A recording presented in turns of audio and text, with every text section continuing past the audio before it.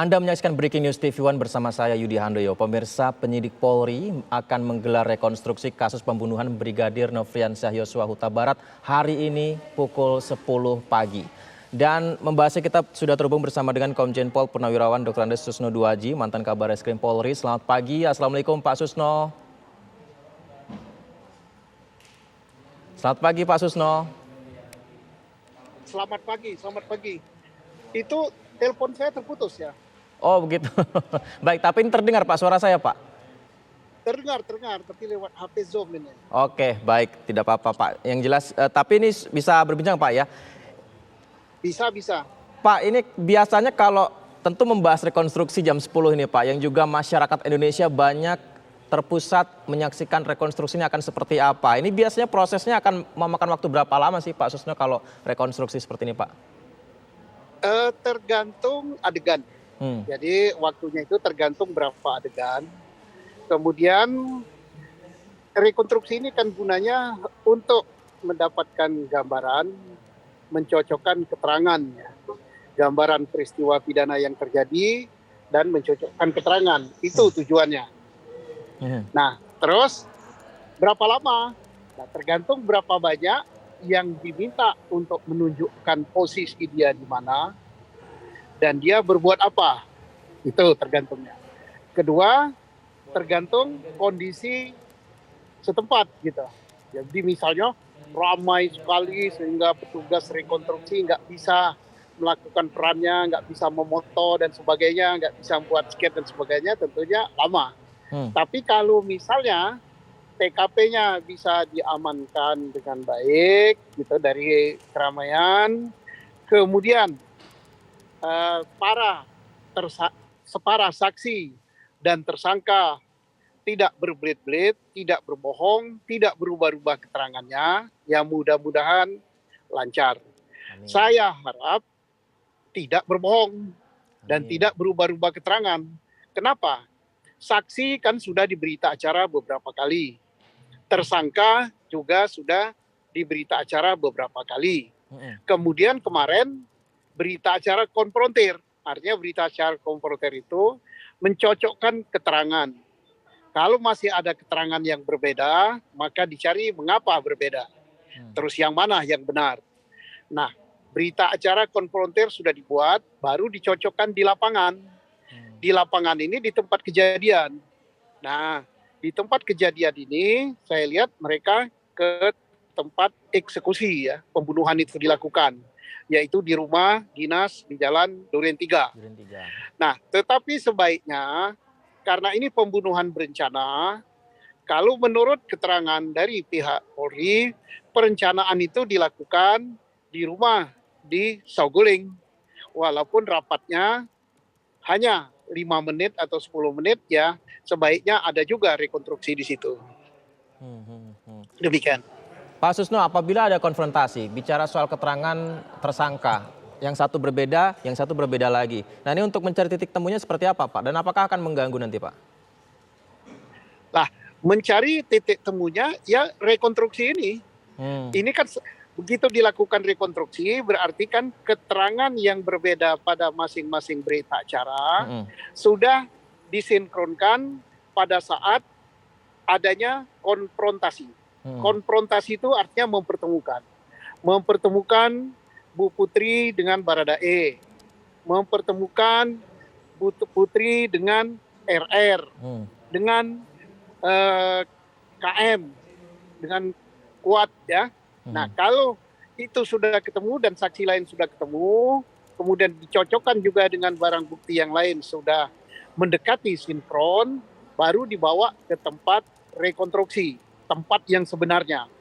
Nah, sebaiknya peran mereka dilakukan oleh masing-masing, tidak diwakili. Nah, makanya TKP perlu diamankan yang bagus gitu. Nah, timbul pertanyaan gitu kan. Di berita acara saksi, berita acara terdakwa sudah sama, berita acara konfrontasi sudah sama, kemudian di rekonstruksi sudah sama. Apakah jaminan bahwa tidak akan berbohong? Ya tidak jaminan. Yang namanya manusia bisa saja berbohong.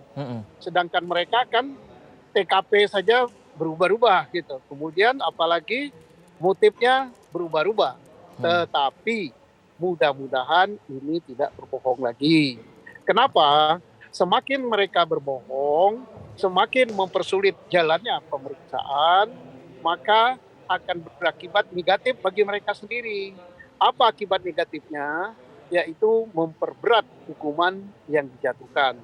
Dan harus diingat bahwa perkara ini ancaman hukuman terberatnya adalah hukuman mati. Demikian. Ya. Baik, Pak Susno, masyarakat ingin keterbukaan yang sebesar-besarnya, akan tetapi kami mendengar kabar bahwa proses rekonstruksi ini dilakukan tertutup karena pertimbangan ruangan yang sempit, tapi nanti pihak kepolisian akan memberikan videonya kepada media begitu untuk mengungkapkannya. Nah, ini apakah pendapat Anda seperti apa, Pak? Apakah memang terbuka dan tertutup ini adalah kewenangan polisian, Pak? Oke, yang tujuan utamanya kan adalah untuk membuat perkara ini seterang mungkin gitu ya. Nah, seterang mungkin tentunya rekonstruksi harus dilakukan dengan sebaik mungkin, dengan setenang mungkin, agar tersangka dan saksi tidak lupa, tidak gugup, tidak berubah-ubah keterangannya. Itu yang pertama dulu. Nah, sekarang terbuka. Terbukanya kan diminta semua saksi hadir secara serentak. Kemudian diminta juga perwakilan dari, kalau nggak salah, penasihat hukum, perwakilan dari Kompolnas, perwakilan dari Komnas HAM. Nah, kenapa Polri tidak mengizinkan semua orang masuk? Ini terbuka, tapi tidak diizinkan masuk supaya tidak mengganggu jalannya rekonstruksi, supaya tujuan rekonstruksi bisa tercapai. Nah, jalan keluarnya apa supaya bisa menyaksikan? Ya mungkin kalau sempat pasang CCTV, pasang TV keluar gitu. Yeah. Tapi kalau tidak sempat atau itu mengganggu, juga bisa dengan cara videonya atau fotonya diekspos. Karena itu nanti ada beberapa adegan. Dan adegan itu diupayakan satu sama lain cocok. Misalnya, adegan pertama kan Joshua Huta Barat masih di luar, dipanggil, siapa yang manggil. Nah, itu kan harus ada di foto di mana dia. Nah, untuk Brigadir Joshua Huta Barat itu kan diperankan orang lain karena yang bersangkutan sudah almarhum, sudah meninggal. Nah, sedangkan yang lain diperankan oleh masing-masing pelaku sebenarnya.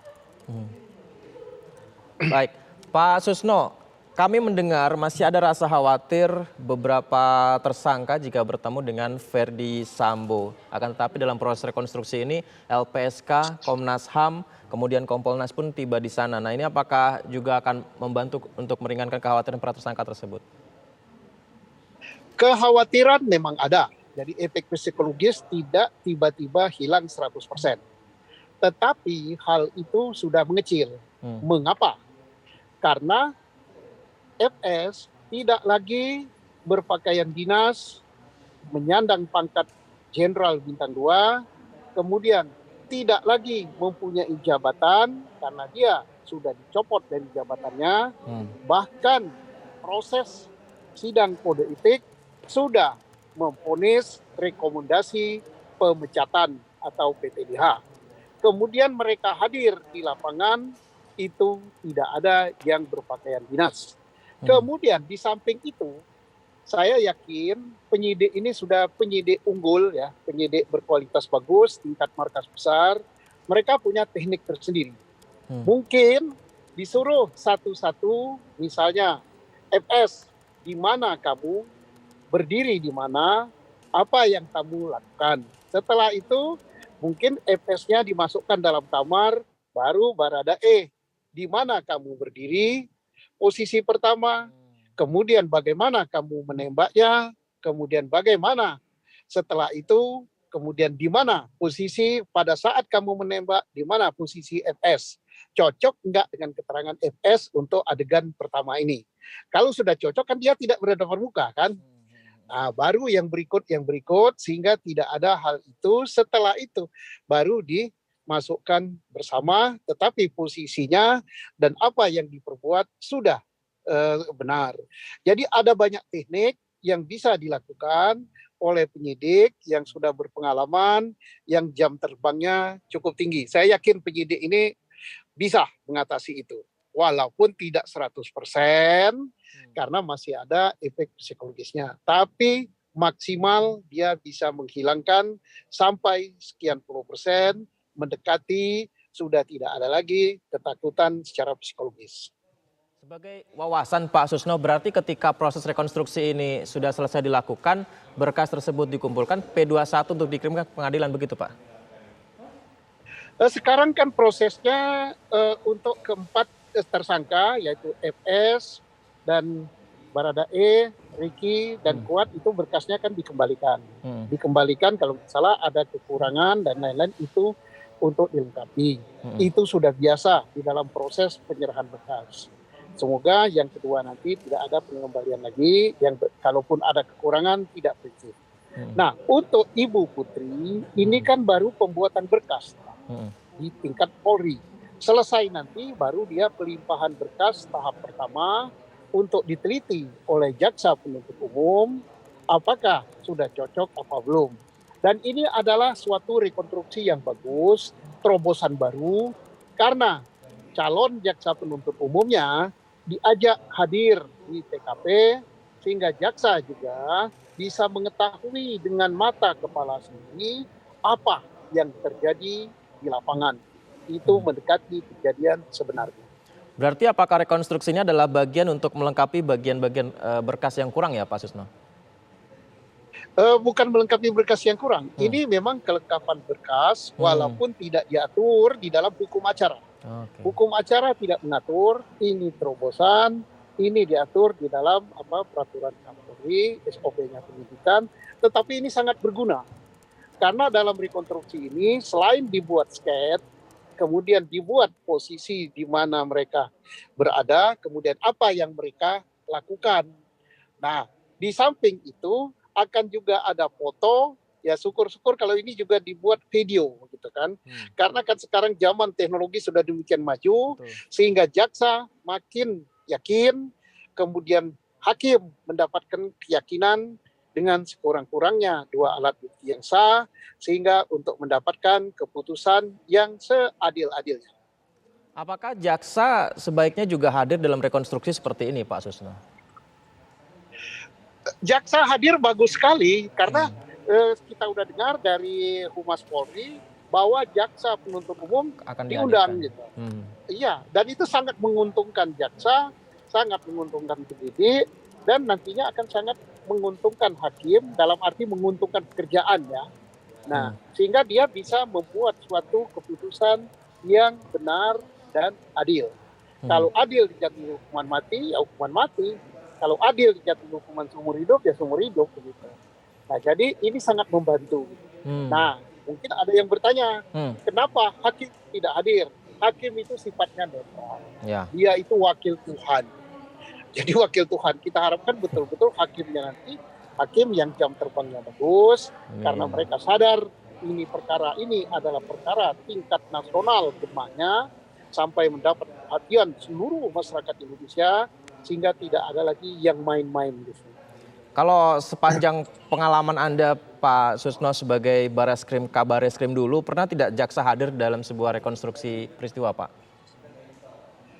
Saya dulu kebetulan di tingkat Mabes tidak pernah menyidik perkara pembunuhan gitu kan, waktu saya Kabareskrim. Karena ini perkara pembunuhan ini sebenarnya perkara ringan gitu kan. Perkara ringan nyidiknya, ya? Nyidiknya ringan. Kalau bukan ini diliputi oleh suasana psikologis, suasana kebatinan, dan suasana politis dan sebagainya, ini gampang sekali. Nah, tetapi karena suasananya demikian rupa, geger nasional, sampai perhatian Presiden, DPR, Komnas HAM, Kompolnas, gitu segala macam perhatian. Maka ini di take over oleh markas besar, gitu kan. Nah, nantinya tentunya jaksa penuntut tidak akan mempertaruhkan kredibilitas kejaksaan, hakim pun kita harap tidak mempertaruhkan kredibilitas daripada pengadilan. Sehingga dia akan kerja bagus, tidak hanya karena hal-hal yang kecil yang tidak prinsip ditolak, kemudian dibebaskan. Dia akan mendapat reaksi dari seluruh rakyat Indonesia. Menarik sekali ini berbincang bersama dengan Pak Susno.